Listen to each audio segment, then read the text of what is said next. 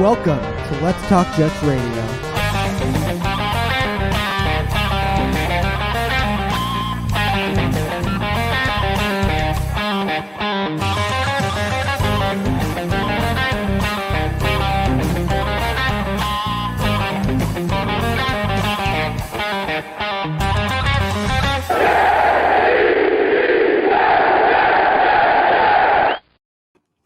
What's up, everybody? And we have back my new best friend, my new Jets best friend, Ian, JetsCentral. What's up, man? Tyson, what's good, dude? I always get fired up watching that intro.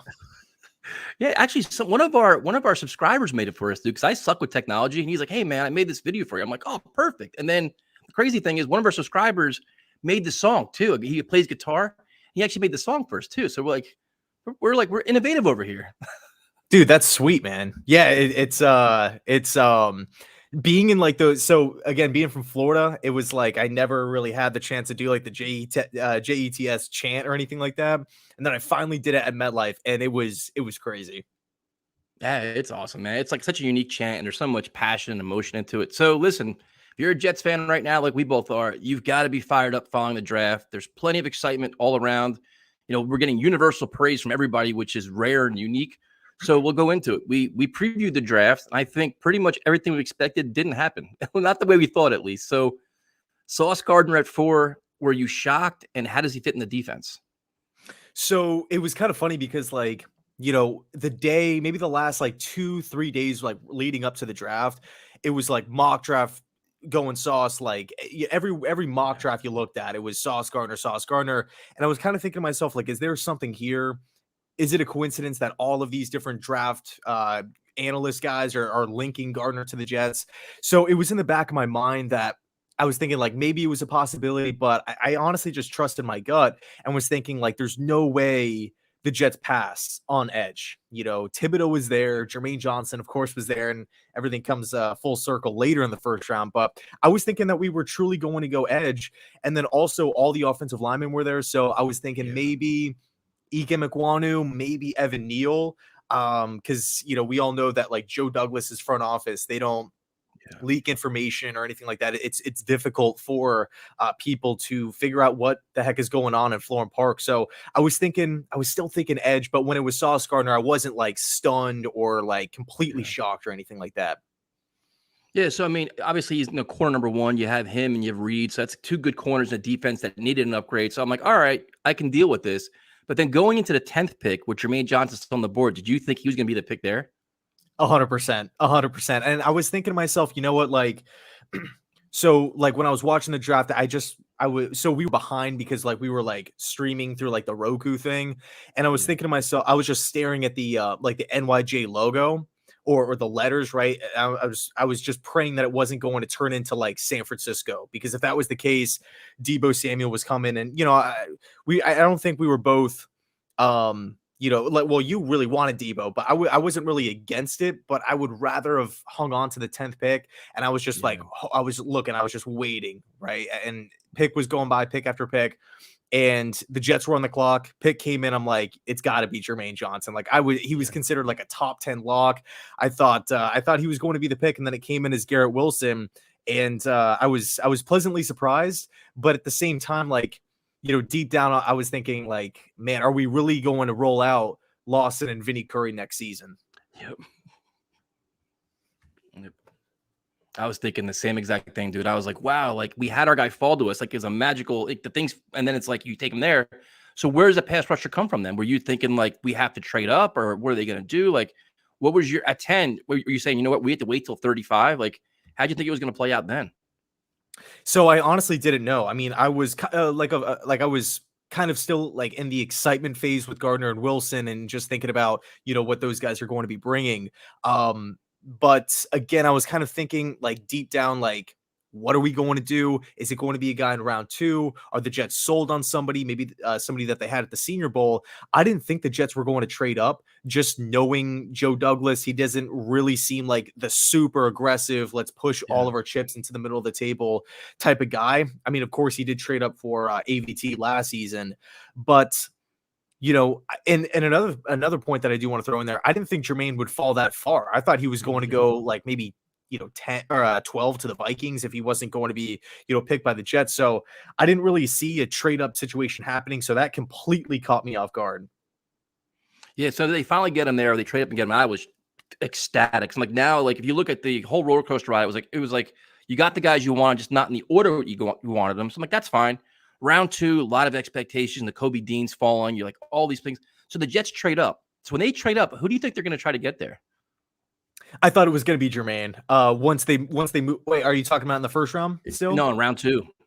Round two. Okay, so I thought they were going to be coming up for Raymond, the tackle from Central Michigan, because we all know Joe Douglas is the former offensive lineman, wants to build it up, and we passed on offensive lineman 3 times in the first round, and at spot number 4, we passed on literally every offensive lineman. So I do think that is a positive sign for Becton moving forward, and I know we touched on that before the draft. But yeah, I was thinking like obviously we weren't going to go wide receiver or corner, maybe Jaquan Brisker. It was between Brisker or an offensive lineman for me. And then Brees Hall came out and I was like, wow, we actually did it. We actually went with a running back here. I wasn't, expecting it, but I was definitely pumped up after, the pick was announced. I was completely floored, dude. I was shocked beyond shocked. I would usually think running backs later rounds, but then you get a guy like that there, and it makes sense, man. You want to stack the pile behind Zach Wilson. You got Carter, you got Hall. I'm like, all right, let's roll with it. Like, you can't be mad about it. It's the principles. They're trying to get excellent value. They're trying to add playmakers. We want speed. We want talent. We want athletes. He fits the mold, and it's a dynamic piece to have now. Like, you're going to have a lot of creativity in your offense, which is great. So then you go on, and I'm like, your next pick, and I'm like, what could the Jets possibly do now that's like, they're very unpredictable in my eyes because nothing you could see coming. Then they go tight end, which the story is phenomenal. I get the whole story. They saw him at the Senior Bowl, but were you shocked by Ruckert? I was. And what's crazy about that? Like, if you were to ask me, before free agency, like February during the Senior Bowl, like, oh, if Jeremy Ruckert's on the board in like rounds 3, rounds 4, is he a possibility? And I would have said like 100% yes. But they made the move for Uzama. They brought in Conklin from Minnesota. And at that point, I was thinking like, we still have a need at safety. We still have a need at linebacker. And Nakobe Dean was still there, like we're just talking about, like high upside guy. And then the pick is Ruckert, and I'm like, wow, like again, the Jets are doing it here. They're Joe Douglas, I guess, is trusting his board here. He's not deviating away from that, and so we go with Ruckert. I think right now he's going to be coming in as the third tight end, but at the same time, it's like, I find it hard to believe Joe Douglas would just, give away draft picks. He wouldn't draft guys that he doesn't feel comfortable with. He wouldn't draft guys that he doesn't believe in for the team long term. And I also don't think he would go against the coaching staff. So I think the Ruckert pick, I was stunned when it came out. I was happy, but I was stunned. But I do think it wouldn't have been Ruckert if the coaching staff and the front office weren't both completely on board, if that makes sense. Yeah, absolutely. I think that's the one thing you saw throughout this whole process is they're all on the same page. The scouts, the coaches. I like the fact that the Jets allowed their position coaches to be involved and have a say. There, your scouts have a say. Like everybody, it's a collective group effort that you feel really good about. And it's like, and they saw him firsthand in your Senior Bowl, so they're seeing things that we don't even know about, probably much more than will ever know about. So you got to feel confident in that. And then you look at the overall class. What is your impression, man? Like everybody likes to talk grades, but like, do you feel confident that the Jets address needs or they add a really good value out of this group? Yeah, I think, when we look at like the totality of it, they added playmakers, they added skill positions on both offense and defense. We got better at tons of positions of need. Edge, I would say, is the biggest position of need. We got a guy that could be a top 5, top 10 corner in Sauce Gardner. I don't think that's crazy to expect. Maybe not this upcoming season, but year 2, year 3, like he should be. If you're taking a corner in the top 5, like you gotta imagine he was going to become one of the top corners in the league at some point. Added a guy in Brees Hall. I mean, people are saying, hey, he's a chance to win Offensive Rookie of the Year. That'd be great. Yeah. Taking some of the load off of Zach Wilson, taking some of the load off of Michael Carter, a developmental tackle, developmental edge rusher, and tight end. I'm, I know you didn't want to grade here, but I got to give it an A. I came away really impressed, shocked with how the guys kind of fell, trading back up, going with Johnson. And, again, I remember talking before the draft, like Thibodeau was your guy, Johnson was your guy. Like you wanted one of those edge rushers, assuming Hutchinson wasn't there, and the Jets walked away with one of them. Okay, so I'm pleasantly surprised. Now, the last question I have for you is the one great thing about is getting the players that you want brings a lot of excitement. So you have Jermaine Johnson, you have Sauce Gardner, and the minute they draft Gardner, everybody's like Revis this, Revis that, Sauce Island, all this stuff, and Jermaine Johnson, we got our pass rusher. My only concern is I wonder if the expectations will be too high for them in the rookie year. We're like, we want a shutdown corner. Your number 4 pick, you better be a shutdown corner. Jermaine Johnson, even though you were a later round pick, we traded up, like a later in the first round, we traded up for him. We want 8 sacks or 9 sacks. Do you think the expectations will be unrealistic in the rookie year, or they'll be okay? Yeah, I definitely feel like there's going to be a section of the media section of the fan base. And this goes for fans of other teams too, that look at the Jets, look at all the grades that are being given out, look at all they're looking at all the praise, and that automatically just like it piques people's interest. It's, oh, hey, watch out, the Jets are coming. And if they don't live up to that, if Sauce Gardner gets burned week 1, if Jermaine Johnson is held without a sack for the first 4 or 5 weeks, we might get some negative feedback and stuff like that. But I think it's the long-term play here. I think it's kind of weird because I look at the rookies specifically. Everybody from this class, I don't want to give just a year pass to. Or I'm not. That's not the point I'm trying to make. But if Jermaine Johnson walks away this season and he has 5 sacks, it's not going to be the end of the world, in my opinion. If Sauce Gardner has a learning curve, that's fine. You look at guys like AJ, like who really comes in and is just locked down immediately outside of Jalen Ramsey. It just, these corners, there is, like an onboarding, like a ramp up to like AJ Terrell, is like a perfect example. Like he had like a good, like a solid first season, but year 2, year 3, like you just see these monumental jumps. Trey White is another guy. But with that said, like the rookies aside, like I'm expecting a big jump from Zach Wilson. I'm expecting a big jump from Elijah Moore, Michael Carter, AVT, like the second year guys, the new faces, DJ Reeds, the Whiteheads of the world. Those are the players that, my expectations are, a little bit higher than the rookies. So it's my take. No, I agree, man. We both talked about it before, where it's like the expectations for this team are very high now. Very high because we're coming off 4 wins. So very high for us could be 8 wins. That's that's doubling your wins. You know what I mean? But much more competitive football, much more exciting football. But it's just really cool because as like a content creator and a big Jet fan, it's been so tough dealing with this team, man, because it's just loss after loss and frustration and all this nonsense. And now it's like it's fun to be excited, man. Like I'm sure you see it on your channel, dude. Like you do a great job and all the fans are excited. Everybody's fired up. It's like, you can't wait for training camp. You can't wait till week 1. Isn't that finally nice to have that feeling for once in the last few years? Yeah, unfortunately, I always fall into the trap of thinking like getting way too hyped up early, and then I'm just like let down. I think really the problem that frustrates me the most when I like look back at like previous seasons, when one thing is going wrong, and I feel like it's the reason why we lose. We might fix it, but then something else falls through. Like, hey, it's the defense that can't stop anybody. One week, defense finally steps up. They put together a good performance. They're holding they get a couple turnovers, whatever the case may be.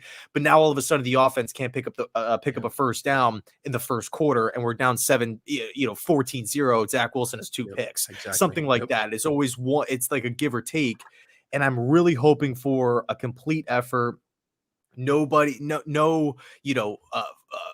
Pitfalls, different pitfalls every week. One week we're losing.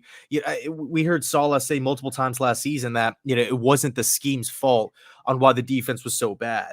Running out of humans, he said. Yeah, and it was kind of frustrating to see like the numbers, like 30.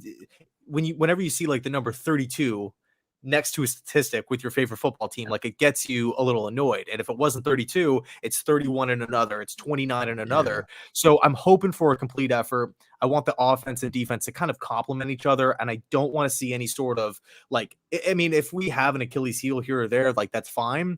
But if we address it, I want it to be addressed. I don't want it to look good one week, think we haven't figured out, and then, oh, never mind. It's maybe not working again, or something else is the problem, something like that. So, and we did talk about win expectations in the previous stream a couple weeks ago. And I'm not wavering from that. I think 7 wins, 7, 8 wins is still the goal.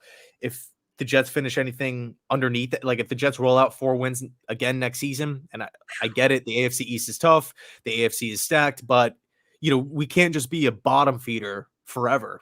Like at some point, something has to change. And look, if the Jets get 3 wins, 4 wins, I'm not going to be happy at all.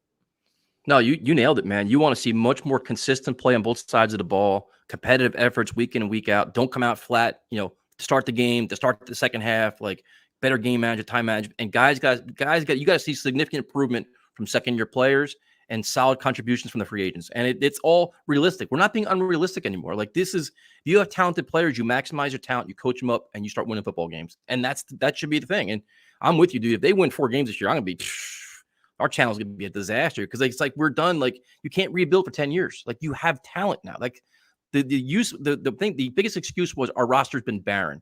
And Joe Douglas spent the last 2 years rebuilding it with free agency in the draft, solid coaching staff, an innovative offensive coordinator. The defense is a mess. You're a defensive-minded coach. Get it figured out in the offseason. And I think they're gonna be good, dude. I think it's gonna be a pleasant surprise. And the expectation should be very, very competitive football throughout the season, man. We talked about it last time. I don't want to be during Halloween doing mock drafts. Like I want to still be in the hunt somewhere. You know what I mean? Yeah, dude, 100%. Like you hit the nail right on the head when you talked about coming out flat. Like that was another thing. Flew right over my head. Like that was man. I felt like the first portion of the season, it was every week. It was incompletions, running into a brick wall, turnovers. Just we couldn't get on the same page. But no, man, I'm with you. I think the Jets have got to be competitive. We've seen teams flip the script, turn the tables on the rest of the league with half as much cap space. The Jets have literally everything. They have all the money in the world past couple seasons. They brought in their guy as head coach. They're not stuck with one where the GM and the head coach aren't getting along. They've had multiple first-round picks, multiple second-round picks. It's time. It's time to start winning some football games.